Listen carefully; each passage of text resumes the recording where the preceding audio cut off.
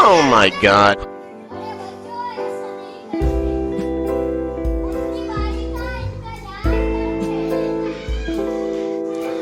एक दिन दादाजी जल बिजली के बिल को जमा कराने के लिए गए। साथ में उसका 8 वर्षीय पोता भी था। बिल जमा करने वालों की लंबी कतार देखकर वे कोई उपाय सोचने लगे।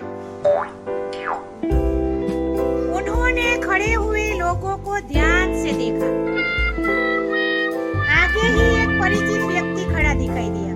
वे तुरंत उसके पास गए और बोले,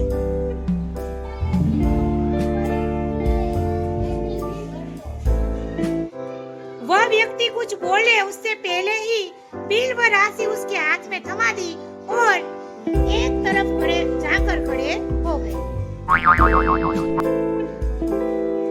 पोता बार बार कहने लगा,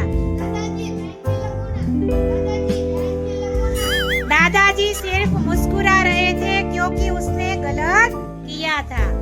इस तरह दादाजी की कथनी और करनी भी कैसी निकली? अलग।